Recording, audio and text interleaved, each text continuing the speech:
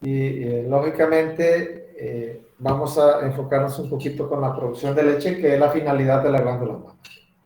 ¿Están viendo la presentación, compañeros? Sí, sí. Okay. Compañero. Bueno, veamos entonces estos factores, ¿verdad? A ver cómo nos va. Si hay una producción que es bastante afectada por los factores, es precisamente la producción de leche. O sea, que esa glándula mamaria va a ejercer su actividad en la medida que estos factores estén trabajando. Por ejemplo, podemos comenzar hablando de razas, ¿verdad? Sabemos que hay razas lecheras, hay razas para carne. Vamos a ver factores del manejo, factores de alimentación o nutrición, la salud, el clima. Todos esos factores están acá incidiendo en esa producción. Eso quiere decir que si tuviéramos el abecedario de las actividades a realizar para asegurar el éxito en la producción de leche, tendríamos que seguirlo así: A, B, C, D, E, F. No podemos ir con A, después con C, después con F y irnos saltando, no. En el momento que nos saltamos esa secuencia del protocolo de la producción de leche, entonces vamos a tener un efecto inmediato, ¿verdad? Y a veces ese efecto inmediato se traduce a largo plazo las pérdidas, ¿verdad? Entonces es muy cuidadoso esto, especialmente en animales dedicados exclusivamente a producir leche. Ve usted acá, si hablamos de los factores así, ¿verdad? Allá hablábamos de unos cuantos, acá ya hablamos, por ejemplo, sí, del clima, de la genética, de la nutrición. Pero ya hablamos, por ejemplo, tamaño y edad de la vaca, ¿verdad? Que allá no lo estábamos colocando, ¿verdad? La etapa de la lactación, que ese ya es intrínseco, ¿verdad? La frecuencia de ordeño entraría en el manejo, ¿verdad? La duración del periodo seco entraría en manejo posiblemente. Entonces son actividades que a veces no las consideramos, ¿verdad? Pero que están ahí molestando. Y cada una de ellas las vamos a ir tratando de discutir en la medida de lo posible, ¿verdad? Ahora bien, con esto que hemos visto de manera de introducción, pues vean lo que les he colocado ahí abajo. La vaca no tiene la culpa de una baja producción. A veces culpamos a las vacas, ¿verdad? Y cuando el problema está en nosotros. Y por eso le coloco esa manito ahí señalando a la vaca con un dedo, pero hay tres que de repente lo están señalando a usted. Que sabe que el problema está más para el lado de usted que para el lado de los animales, ¿verdad? A veces cosas como tan sencillas como que no permitimos el acceso a agua suficiente y de buena calidad, y decimos, la vaca no produce. Bueno, pero tal vez el agua que le estamos dando no es buena y tampoco en suficiente cantidad. Cuestiones como estas, ¿verdad?, tan elementales, están incidiendo en que esta glándula mamaria no exprese su potencial. En cuanto a clima, es importante entender la zona termoneutral para producir leche, ¿verdad? No todas las razas, ¿verdad?, van a estar adaptadas al clima donde nosotros nos estamos ubicando. Si hablásemos de la zona neutral para que estas glándulas mamarias trabajen bien, estaríamos más o menos aquí de 5 a 22 grados centígrados, ¿verdad? Humedades relativas de 35 a 80%. Ahora, piense cuáles son las temperaturas que a veces tenemos o tiene usted en sus zonas o a nivel de país, y dígame si está en este rango o estamos fuera del rango. Hay muchas zonas en el país, estamos hablando de 25, de 27, de 30, 35 grados centígrados. Está fuera.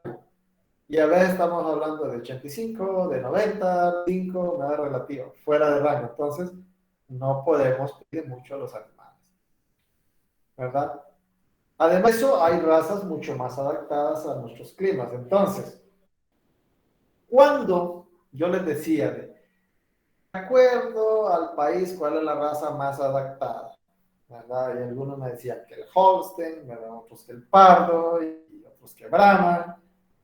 Y lo que hacían era describirme la raza, pero yo les decía, cuando les planteaba la tarea, piensen en las condiciones de la zona, piensen en las condiciones económicas de la zona. Eh, y el criterio, ¿no? Por ejemplo, decía Ronald, bueno, acá tenemos un problema serio de 5 o 6 meses de verano. Entonces, ¿cuál será la raza que mejor se va a adaptar ahí a esas condiciones que tienen ahí? Lo mismo allá en el sur, ¿no? ¿Qué pasa en esa zona? ¿Será que la raza adecuada la que están ahí usando en su zona o están equivocados o lo están poniendo solo porque les gusta, ¿verdad? Y a la larga nos está saliendo muy caro. Entonces, son cuestiones como estas. Además de eso, y algunos decían que la leche que se producía ahí en la comunidad era destinada para consumo en la comunidad. Entonces es interesante, ¿verdad? ¿Será que tenemos mercado para más leche? ¿Verdad? Podíamos pensar en animales más productores de leche, pero ¿cuál es la raza que vamos a colocar que se adapte mejor a nuestros climas, a nuestras condiciones? Entonces, todas estas cosas es importante para el éxito de las empresas. Por eso muchas ganaderías no tienen éxito, porque tienen a la vaca equivocada en su zona. ¿Verdad? Ok. Vea, el Holstein es muy sensible a estos climas. ¿Verdad? El parto es un poquito más resistente, posiblemente por eso el parto suizo tiene mayor aceptación por los productores en nuestras condiciones, porque sufre menos, ¿verdad? 3 grados de diferencia es bastante, ¿no? Por ejemplo, si usted tiene una zona donde está 27, 28 grados centígrados, ya el Holstein está teniendo problemas, el parto todavía está solvente. Entonces, esto es importante. El Jersey, ni digamos, el Jersey es como parecido al Brahman en cuanto a su resistencia al clima, ¿verdad? 32 grados centígrados comenzará a tener problemas. Entonces, son cosas que debemos entender. Tenemos un clima que no es fácil controlarlo y que cada vez se nos está volviendo más complicado. Y cuánto no deseara uno tener los animales en condiciones más frescas.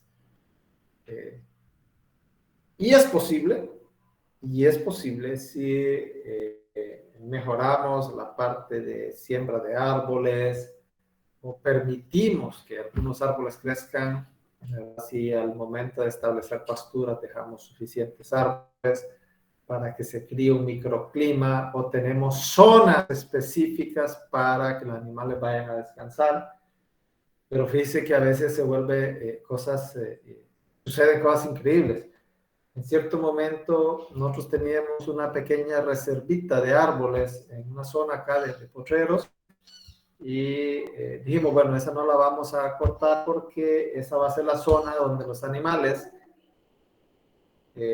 aún estando en las naves, podemos permitirles en esas zonas más calientes que vayan a estar debajo de los árboles, que sabemos que las temperaturas bajan hasta 5 grados centígrados en relación a la temperatura ambiente. Pero vino alguien por ahí y se le ocurrió y ¡pum! Le metió motosierra, ¿verdad? A pesar de que se le había dicho no vaya a cortar árboles. Pero bueno, sucedió, ¿verdad? Y entonces, ¿verdad? Para decir que esa área va a utilizarse para producir más comida. Bueno, ya habiendo tanta área en la universidad para producir comida, que no se está utilizando en las áreas, ¿por qué tuvimos que ir a cortar árboles que tenían 20, 25 años de estar? Entonces son cosas que a veces suena ilógico, ¿verdad? O aquellos ganaderos, por ejemplo, que cortan todos los árboles hasta la orilla de las de los ríos, ¿verdad? Cuando la ley en el país dice que creo que son 10 o 20 metros a la orilla de las corrientes de agua, que no debe cortarse los árboles precisamente como preservar el ambiente y mantener microclimas. Productores que cortan hasta la orilla de quebrada, se secan las quebradas y si quedan son aguas que después pasan hasta cierto momento calientes. Yo bien recuerdo yendo hacia Copán, hay una finca que está a la orilla de la pavimentada y una vez me contó que por fue a ver unos animales allá a esa finca y que yo le comentaba que a pesar de tener muy buenas pasturas, los animales no engordaban. Una condición corporal bastante mala. Y dice que él entonces lo que observó, dice que no habían árboles a la orilla de las quebradas que pasaban por ahí y se fue a tocar el agua, dice que el agua era caliente, ¿verdad? Entonces él dijo, bueno, aquí lo que está pasando es que los animales no están consumiendo suficiente agua y ese es un problema, ¿no? Todo el mundo sabe que si no hay suficiente agua en el organismo, pues todo lo que es metabolismo se viene abajo. ¿Verdad? Y la recomendación fue, bueno, siempre árboles, ¿verdad? A la orilla de quebrada porque el agua esté más fresca. Entonces, situaciones como estas pasan, ¿verdad? En nuestro medio, donde debemos de preocuparnos por mejorar un poquito el clima o el microclima dentro de las fincas. De lo contrario, vamos a tener problemas serios. Ok, los cebuinos, pues, estos están muy adaptados a estos climas, entonces, por eso a veces algunas de estas razas expresan mejor su potencial. Dice que nosotros hemos tenido vacas de estas, sí, muy buenas. Hay vacas hasta de 40 litros en nuestro medio, no es malo.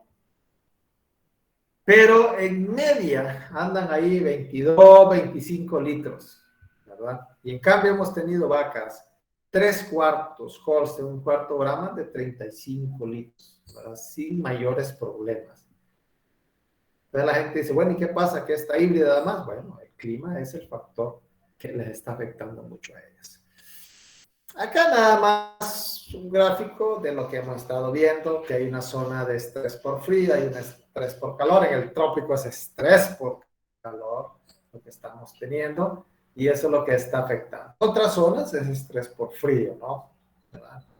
Entonces también abajo de los 5 grados centígrados ya comienza a haber algún problemita con los animales. Acá más el mismo esquema, ¿verdad? Pero habla de climas, por ejemplo, lo ideal es acá, ¿no? De 5 a 21, 22, pero en climas cálidos, ¿verdad? De 21 a 27, el animal todavía se las juega, no tiene mayores problemas. Lo mismo en estos climas frescos, ¿no?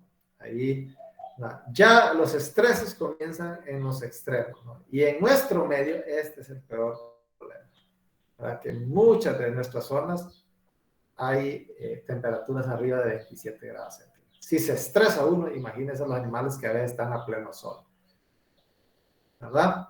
De acá nada más para mostrar, ustedes van a tomar ahí cuando se les suba la presentación, todos esos efectos que provoca el estrés calórico y cómo tratar de solucionarlo de alguna manera para no solamente pensar en la función de la ubre, sino en las otras actividades de los animales. Pero sí hay un problema serio en cuanto a clima, ¿verdad? En los sistemas estabulados, principalmente se busca que exista ventilación, ¿verdad? Hay otros sistemas que usan, por ejemplo, un asperjado de agua en los techos o sobre los animales como neblina, ¿verdad? Como nebulizadores. Pero el problema es que si bien es cierto que baja un poco la temperatura la sensación térmica, el problema es la humedad relativa. Te baja la temperatura, pero te incrementa la humedad relativa. Y los organismos animales tenemos más problemas, ¿verdad? Con la humedad relativa que con la temperatura.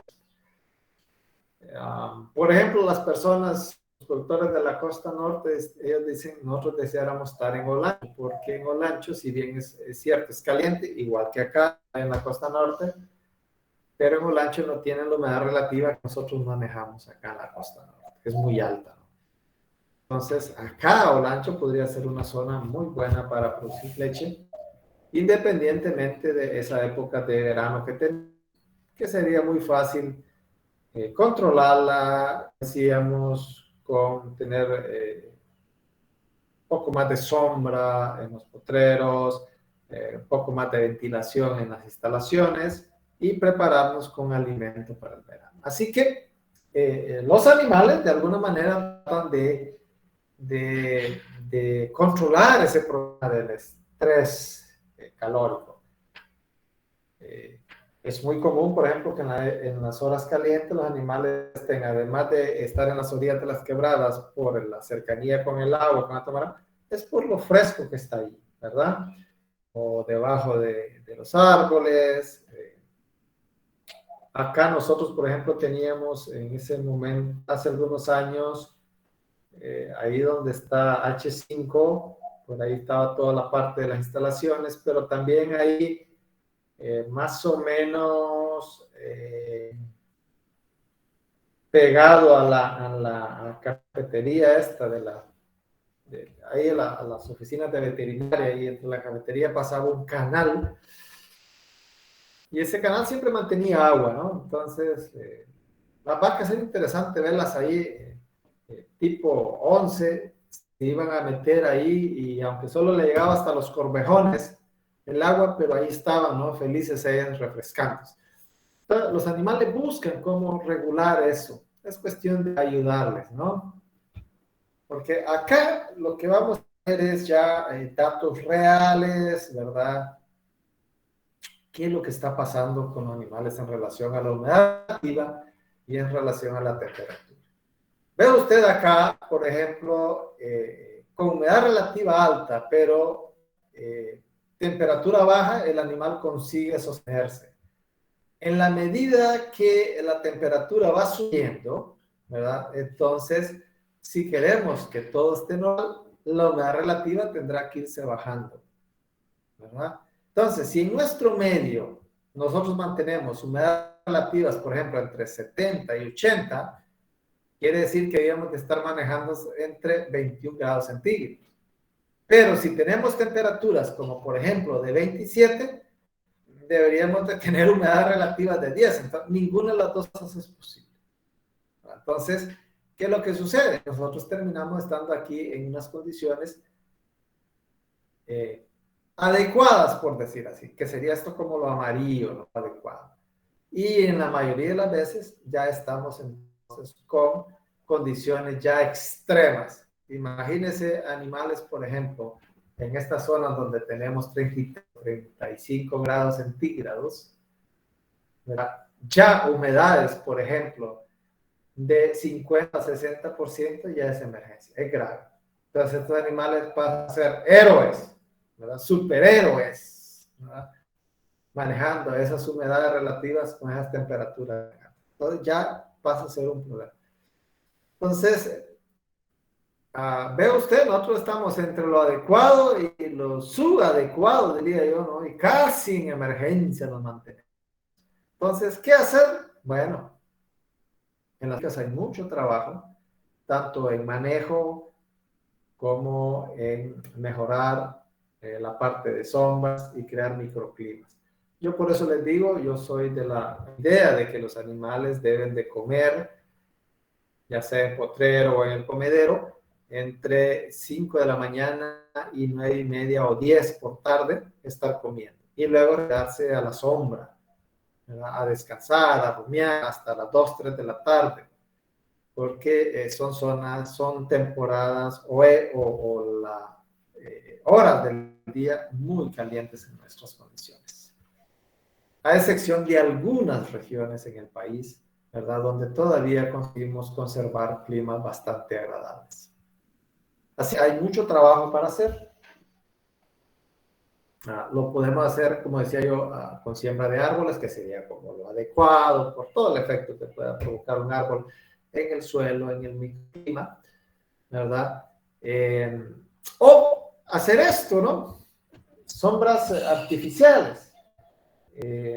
Hay, por ejemplo, creo que en algunas zonas de Nicaragua, que en esta parte de las zonas costeras, que es un clima bastante seco, usan mucho, por ejemplo, el maracuyá. Entonces lo que hacen es que siembran el maracuyá donde los animales no tengan sol porque se lo van a comer y lo dejan crecer y que forme una sombra natural, ¿no? Y usted no quiere hacerlo, pues hágalo con pataste o con cualquier otro tipo de enredadera que además de sombra, pues pueda producirle alimento, o para los animales o para consumo, ¿no? Entonces, esto lo podemos hacer perfectamente, ¿verdad? Creo que hay suficiente creatividad para hacer esto acá, ¿verdad?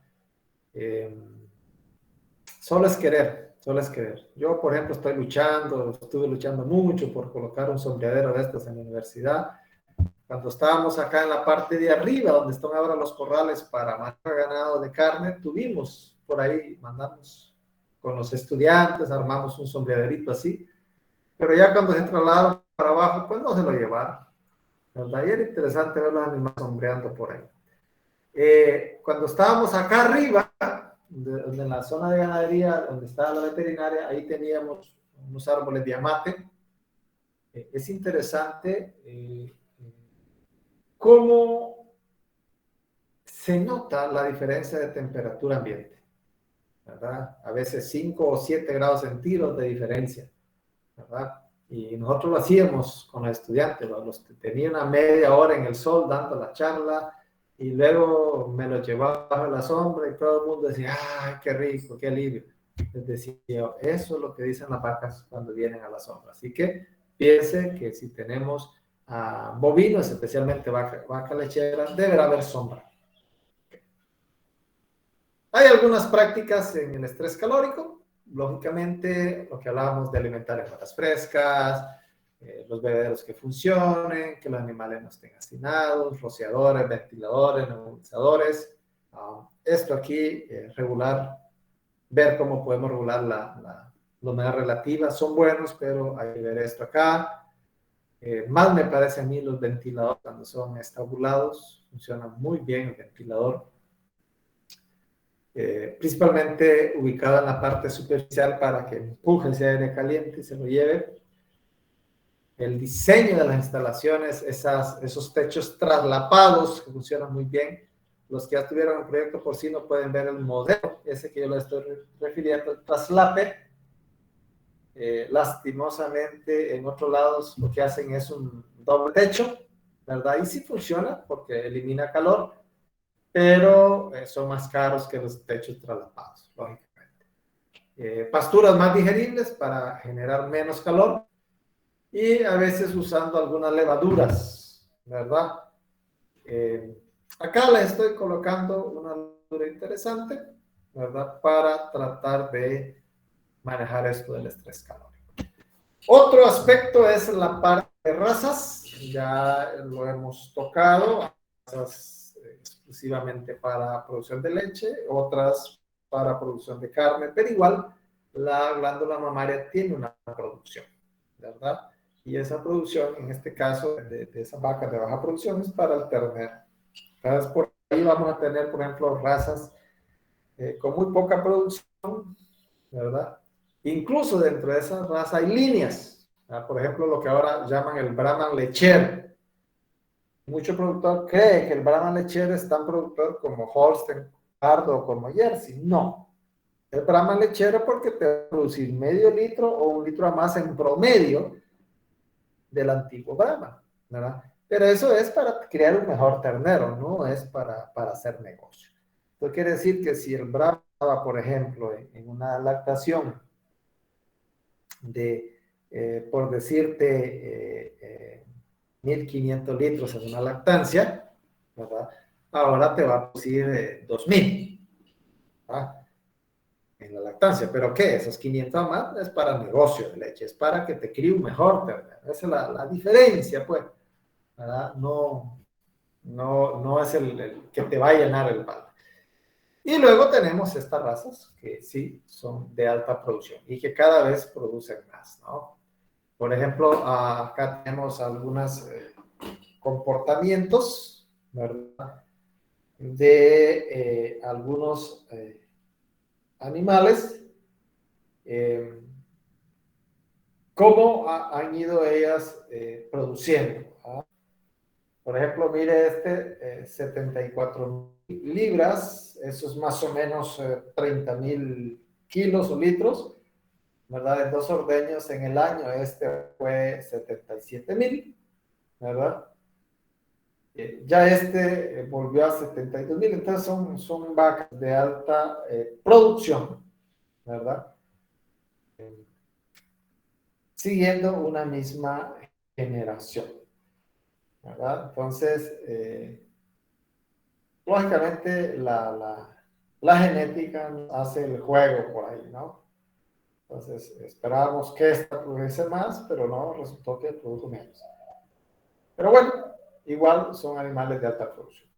Acá nada más una curva para mostrar qué pasa con las hibridaciones, ¿verdad? Cuando hacemos los cruces de Bos-Tauro-Bosinos, ¿verdad? Mire usted acá, en la medida que hemos ido aumentando en el cruce, el Bos-Taurus, en este caso Holstein, Pardo, Jersey, entonces las producciones se han ido incrementando. Pero llega un momento, ¿verdad? Y eso mi padre lo decía a pesar de no haber estudiado mejoramiento genético, ¿verdad? Ni entender mucho esto del efecto sobre las resistencias en el clima, sobre la resistencia racial, pero él lo había observado de forma natural en sus cruces. Y él me decía, hijo, no pasemos del 3/4 en leche en nuestras condiciones. Él lo decía porque, bueno, él miraba que si se avanzaba más en el cruzamiento hacia el Holstein o el Pardo, los animales no producían gran cosa más y más problemas con clima, garrapatas, manejo y un montón de cosas, ¿verdad? Entonces, hasta el 3/4 Holstein, cuartos Pardo. El Jersey es un poquito más, puede trabajar un poco más precisamente por la resistencia al clima. Son producciones bastante y son animales menos problemáticos. Lógico, no todas las 3/4 llegan a producir esas grandes cantidades. Aquí en realidad fíjense que están hablando de, por ejemplo, 2.500 kilogramos, o sea, 2.000 litros en una lactancia. Eso te daría más o menos 8, 10, 12 litros en el pico máximo, por ahí. Pero nosotros hemos tenido animales de 32, 35 litros, animales de 7,000 y un poquito más de litros por lactancia, sería el doble de esto acá. ¿Por qué esas diferencias? Bueno, es un proceso de selección, ¿no? ¿Verdad? Posiblemente aquí entró todo un gato, ¿verdad? Y pues nosotros sí hemos ido haciendo un proceso de selección y hemos llegado a tener vacas de esa producción, ¿verdad? La que menos habíamos tenido en su momento era como de 3,000, 3,000 litros, ¿verdad? Pero es importante hacer un proceso de selección, saber quién es el padre, la madre, dar un buen manejo, un buen levante de la novilla. Todas las cosas influyen mucho, ¿verdad? Para tener estas producciones mucho más altas. Pero lo interesante aquí es que ya después del 3/4 comenzamos a tener problemas. Eso sí lo hemos notado nosotros en condiciones tropicales. Después del 3/4 ya comienzan ciertos problemas. Bueno, de nutrición y alimentación, aquí hay mucha tela que cortar, definitivamente, ¿verdad? Tenemos que ver desde cómo se manejan los animales durante todo el periodo de la gestación para que no tengan ningún atraso. En ese periodo seco, cómo se maneja la nutrición, cómo se le da al momento del parto o cómo se da en los primeros tercios. Todo eso tiene que ver, ¿verdad? Precisamente relacionando esto, cuánto se da el pico de producción de leche, que vamos a tener de peso sí o sí, ¿verdad? Porque lógicamente tenemos ahí un periodo de 3 meses posparto, donde el consumo de alimento, por muy bueno que sea, no sigue acompañar el incremento de la producción de leche, entonces el animal de alguna manera hace uso de sus reservas corporales.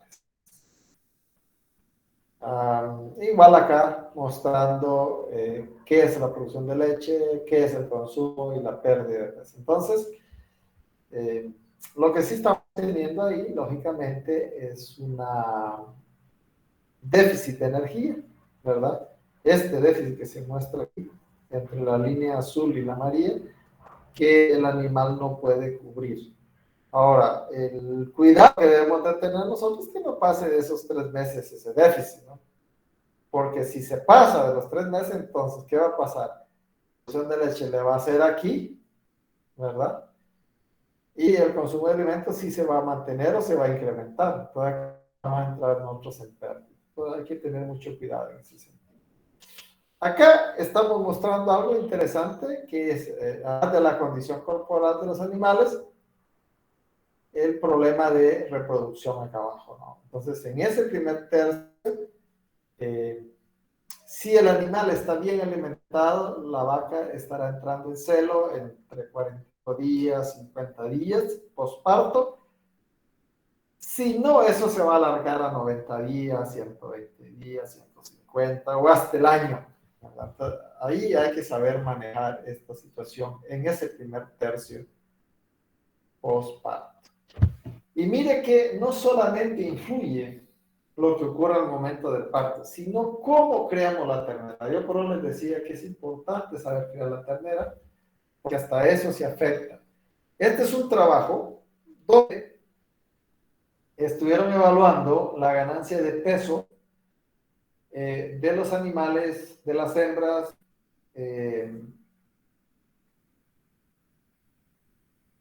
desde el nacimiento, por así decirlo, hasta cuando llegaban al peso de la, o alcanzaban la pubertad, ¿no? Dice que qué interesante esto, ¿verdad? De 90 a 325 kilogramos. ¿Qué pasó entonces? Por ejemplo, aquellas novillas que ganaron 400 kilogramos versus las que ganaron 800, ¿cómo fue la producción de ellas? La producción fue mejor cuando se mantuvo entre 400 y 600 gramos diarios, o sea, entre libra y medio, ¿verdad? En este periodo de 90 a 325. Pero, ¿verdad? Cuando esos animales tuvieron esas ganancias los 3 meses antes del que la novia se preñó y siguió manteniendo esta ganancia, ahí ya hubo problema, ¿verdad? Hubo problema. ¿Por qué? Las que ganaron, por ejemplo, entre 400 y 600, fue menor su producción que ya con la que ganaba 800 gramos. Entonces, acá un animal que gana mucho peso se vuelve obeso. Acá un animal necesario que gane peso, ¿por qué? Porque está en la cría, entonces hay que alimentarla mejor para que gane estos 800 gramos. Entonces, ve usted, lo que en un momento es malo, en el otro lado es bueno. Hasta eso influye en la producción de leche de estos animales. Entonces, muy interesante estas cosas. No es como soplar y hacer botella, ¿no? Entonces, alimentar los rumiantes, especialmente los que son destinados a producción de leche, quiere mucho cuidado. También tiene que ver el tamaño de la vaca, especialmente no tanto en el tamaño adulto, ¿verdad? De la vaca, sino más o menos en el crecimiento de la vaca. Cuando una vaca es joven, es novilla y todavía en proceso de crecimiento, por lo tanto, su ubre también está en proceso de desarrollo y está produciendo más o menos, diríamos, el 70% de lo que ella va a llegar a producir cuando ya está. Por eso es importante el promedio de producción de leche de la novilla. Yo por eso les decía, mire, si una novilla no me da un promedio de 12 litros de leche en su primer parto, no me interesa tenerla en el acto. Porque yo digo, bueno, si ya está en 12 litros el primer parto, en el segundo puede llegar a 18, 20 y en el tercero podría duplicarse, llegar hasta 24. Pero si solo me llega a 10, pues voy a esperar que me va a llegar a, ¿qué? A 18, a 20. Que para mis condiciones, como estábamos en ese momento, no es muy adecuado. Posiblemente en otra finca sea excelente. Por eso cada finca es un contexto. Acá está cómo son las curvas de lactancia en la vida útil de una vaca. porque en determinado momento lo mencionamos, ¿no? Vamos a tener entre el tercero y acá dicen, aquí dicen sexta lactancia, ¿no? Que yo digo entre el tercero y el quinto, más o menos uno ya encuentra cuál es el pico máximo de producción que va a tener una vaca en lactancia. Sí, incluso yo digo que si en la tercera lactancia ya no mostró, ya no espere mucho, ¿verdad? Ya no espere mucho. Ahora las genéticas que estamos teniendo están mostrando aquí ya en la tercera lactancia, tercera y cuarta lactancia están mostrando todo su potencial, ¿verdad? Si ahí no llegó o no satisfizo lo que usted esperaba, pues hombre, ya habrá que tomar decisiones, ¿verdad? En el sentido tal vez no de sacarla, pero no dejar reemplazos tal vez de ella. Y lo mismo acá, mostramos cómo se van viendo esas lactancias en la primera, ¿verdad? En la segunda, en la tercera y en la cuarta lactancia. Entonces usted ve que, por ejemplo, el pico máximo aquí fue de 20, ya aquí fue de 25 en la otra lactancia. Entonces, más o menos esos son los comportamientos de los animales de acuerdo a su tamaño, ¿verdad? A medida que el animal va creciendo, lógicamente hay mayor capacidad de barril, mayor capacidad gastrointestinal, mayor consumo de alimentos, mayor producción. La etapa de lactación, también en el primer tercio, se espera una producción que va en incremento, en el tercer tercio deberá mantenerse y a partir del segundo se mantiene y el tercero deberá ir decayendo. Esto es importante al momento de seleccionar animales, ¿verdad? Hay vacas que ya a partir del tercer mes le hacen así, ¿verdad? Y al quinto, sexto mes ya casi no hay nada. Esos animales, pues habrá que ver qué se hace con ellos, ¿verdad? Hay factores de predicción, ¿verdad? Y acá colocamos ejemplos. Entonces yo, por ejemplo, una vaca de cuarto mes está produciendo tanto, entonces voy aquí al factor de corrección, que es 0.38. Entonces la producción sobre el factor de corrección por 100, entonces yo sé más o menos cuánto me va a dar en esa lactancia. Y así por el estilo uno puede ir determinando para ir tomando decisiones, ¿verdad? Con respecto a esos animales. ¿Qué vamos a hacer con ellos? Lógico, con animales con diferente cruzamiento es más complicado. No es lo mismo comparar una media sangre, una 3/4, una 7/8, una 15/16.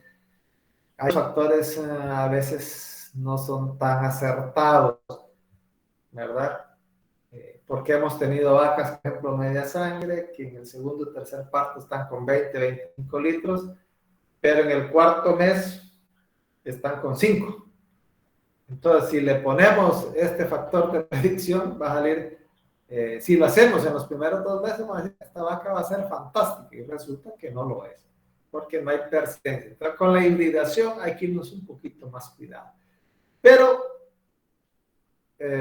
esperaríamos estas curvas así, de esta manera, con producciones aproximadas.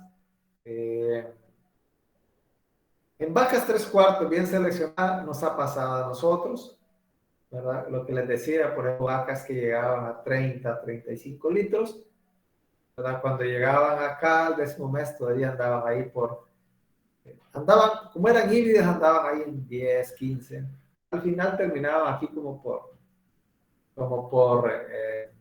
7,000, 7,200 litros. Más o menos aproximado. Frecuencia de ordeño. No es lo mismo ordeñar una vez, 2 veces, 3 veces, 4 veces. Hay incrementos cada vez que introducimos un nuevo ordeño. Si la vaca es de 10 en un ordeño, si la tiras a 2 ordeños, puede ser que llegue a 15, 16. Claro, va a exigir mejor calidad de alimento, mejor manejo, es un hecho, ¿verdad? Si es de un ordeño y la metes a 3 ordeños, pues entonces podría ser que más o menos sea un 65 o un 75% del primer ordeño. Si estaba en 10, puede ser entonces que tengas unos 18 litros y la pasas a 3 ordeños. Claro, no todos los animales se puede pasar a 2 o 3 ordeños. Hay vacas que no aguantan el ritmo, por mucho que uno les mantenga la alimentación. Hay otras que por la producción que tienen pues no van a entrar a mayores gastos. Porque esto, claro, si ya introduces un ordeño, es doble jornada de la persona, doble salario. Y si son 3 ordeños, pues ya son 3 salarios. Pero hay que ver costos. Hemos tenido fincas que están en ordeño, las vacas son muy buenas, pasan a 2 horas, responden las vacas, pero cuando ya se le pone la parte de costos para atrás de nuevo a un ordeño porque no aguantan la parte del doble salario y una mejor alimentación, que sale caro. Salud de la ubre, importantísima, una ubre sana, va a estar dando buena producción, una ubre enferma con mastitis, rayada, golpeada, pues hombre, va a tener una menor producción. Eso es un hecho. Entonces, por eso, si entramos al sistema de producción de leche, las buenas prácticas de ordeño no son negociables. Deben estar ahí, si no, vamos a tener serios problemas, no solo en la producción, sino que también en la calidad de la leche, ¿verdad? Y ahí, entonces ahí ya estamos entrando en pérdida bastante alta. Bueno, aquí nada más para retocar aquí, que las buenas prácticas de ordeño nos ayudan a evitar el problema de mastitis, que es uno de los problemas principales en la salud. Acá, ver un poquito más de cuidado, ¿verdad? Cómo las infecciones pueden aparecer tanto en el periodo seco, ¿verdad? Generalmente en el primer mes posecado es cuando hay mayores problemas de infecciones. De ahí que hay que hacer un buen secado para evitar los problemas. Como también se pueden disparar en el primer mes de lactancia, ¿verdad? Por todo aquello que el animal está nervioso, que hay una producción alta, que el sistema inmunológico se vio confrontado. Entonces hay que tener mucho cuidado, tanto en el primer mes de secado como en el primer mes de posparto por las infecciones, porque eso sí nos va a afectar la producción de leche. Ya pasado de esos primer mes de secado o el primer mes de parto, ya las infecciones tienden a venirse reduciendo. Nada más como recordatorio o como información, si usted lo quiere ver. Sin mastitis deberemos de tener conteos de células somáticas de 100 a 200,000, lo que llamaríamos, por ejemplo, grados 1, trazas o grados 1 en CMT, ¿verdad? Y básicamente lo que tenemos ahí son células epiteliales, ¿verdad? Células blancas como macrófagos, ¿verdad? Que son las que van a controlar las infecciones, pero en la medida, ¿verdad? Que se va incrementando el recuento de células somáticas, ¿verdad? Especialmente lo que son neutrófilos. Entonces, usted ve aquí una leche normal, los neutrófilos solo representan el 15%, pero cuando aparece mastitis, los neutrófilos son los que se van a incrementar. Entonces, cuando uno hace CMT, por ejemplo, es esta reacción la que uno observa, ¿no? No hay reacción, o sea, no hay coagulación, hay una pequeña coagulación y de aquí diferentes grados de coagulación. Eso nos va a estar diciendo cuántas células somáticas encontramos en leche.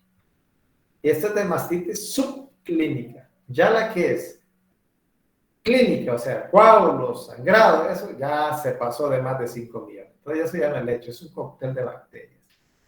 Y lo interesante acá es la pérdida en la producción, ¿verdad? Mire, por ejemplo, un grado, un grado 1, que todavía es consumo humano, ¿no? Estaríamos hablando de 1,000 a 1,500. Ya tenemos un 30% alrededor de pérdida. Entonces, claro, el productor no lo ve porque, como no se ve la mastitis, ¿verdad? Entonces, no lo detecta, pero está perdiendo un 30% de la capacidad de las uñas. Entonces, lo bueno sería estar por aquí, ¿no? Entre, decíamos, 300, 100, sería nada más un 3%. siempre va a haber mastitis por ahí, pero lo importante es controlarla, ¿verdad? No podemos hacer ojos cerrados a que no hay mastitis, porque sí lo hay ahí. Aquí nada más para mostrar también lo mismo, la relación del CMT con las pérdidas que pueden haber. Mire que una vaca con cierto grado de mastitis, ¿verdad? Como estas por acá, grado 2, grado 3, en la primera lactación, primer parto, puede perderse 91 kilogramos o 91 litros, significa 2 yogos de leche. Y acá puede significar hasta 4 yogos de leche. Entonces, el productor, muchas veces, cuando se le habla se perdió 1 litro al día, dice, no, pues no pasa nada. Pero cuando usted le dice, mire, en ese primer parto va a perder 2 yogos, ya le pone atención. Y si es en el segundo parte y le aparece mastitis y va a perder 4 yogos, bueno, ya le pone atención. ¿Verdad? Esto nada más para mostrar una raqueta con los 4 compartimentos para lectura de mastitis. Ve usted aquí los grados de coagulación que aparecen. Es interesante cómo se consiguió captar esta fotografía, ¿verdad? Porque el líquido ya está acá abajo, pero mire el grado de coagulación que viene acá. Este es una coagulación menor, viene bajando muy rápido. Este ya es un poquito mayor, y este ni digamos, ¿no? Ya es muy coagulado, eso ya viene muy lento. Es casi como un moco. Cuando uno lo descarga en un balde, cae como un moco ya bien espeso, ¿no? Ya ese es un grado, pues, yo significa ahí pérdidas enormes, 30% de la producción se está perdiendo. Hay medidores, no solo con reactivos, sino también con conductividad eléctrica ahora, para tratar de ser más efectivos, ¿verdad? Para reducir las pérdidas. Lo que hacen básicamente es controlar la cantidad de sodio y cloro que hay en la leche, porque se sabe que una leche con mastitis tiene más cloro. Entonces, hay mejor conductividad, pero ahí se detecta, ¿verdad? En cada uno de los pezones. Acá, nada más una clasificación y la disminución de la producción. Lógicamente, son animales de alta producción, pero mire usted llegar a perder, por ejemplo, 700 litros, ¿verdad? En una vaca, vaya, por ejemplo, que la lactación era de 7,000, 8,000 litros, se perdiera 700, hombre, es mucho dinero, es el 10% de una vaca a veces. Además del daño que puede quedar para la segunda y la tercera lactancia.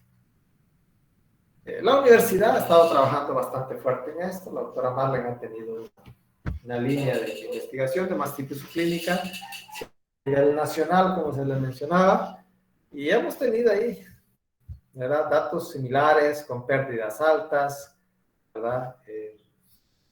Muy difícil. La verdad, todas las fincas presentan mastitis, grado de positividad casi el 40% de las vacas. Tenemos estafilococos, E. coli, lo que la teoría habla, aquí lo hemos encontrado, o sea que no es cosa en otro mundo. Se han hecho los antibiogramas para cada finca, son diferentes para cada finca. Hay bacterias resistentes, hay bacterias que no. Por ejemplo, aquí, este es un antibiótico donde donde el antibiótico ha ido a controlar la bacteria, porque la bacteria se hace crecer en esta placa y después se colocan los anillos de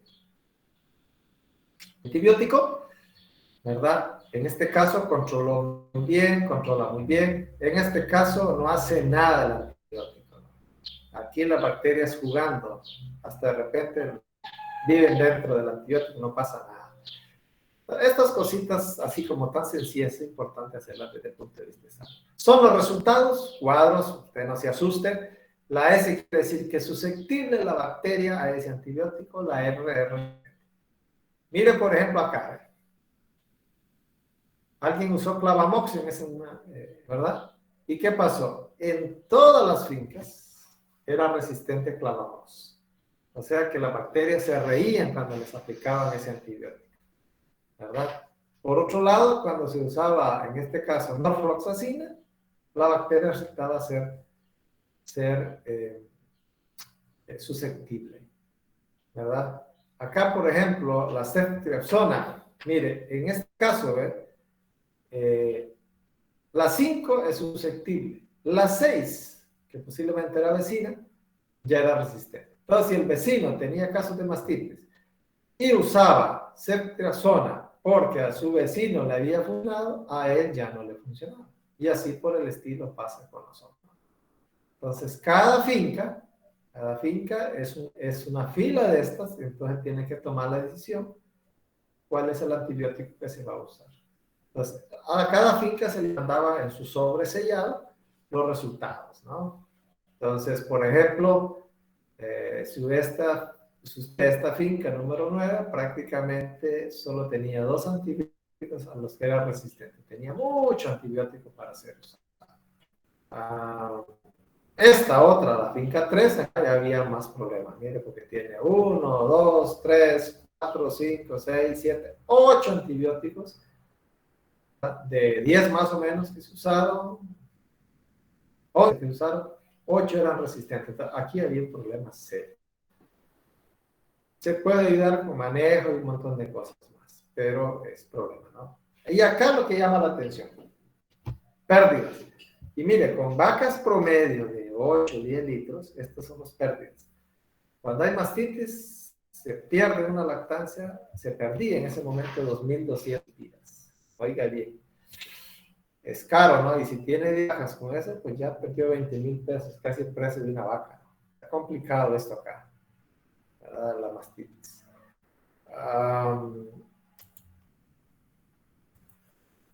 ¿Quiere que demos una paradita?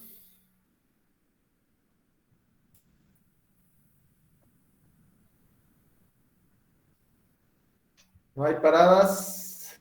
Hoy en enero, no sé qué opinan los demás. Los demás deben de estar por ahí, creo yo. Estamos en enero. Bueno, paramos un ratito aquí, unos 10 minutos. ¿Está bien? 10:40 volvemos. Listo, enero. Sí, en enero. Listo.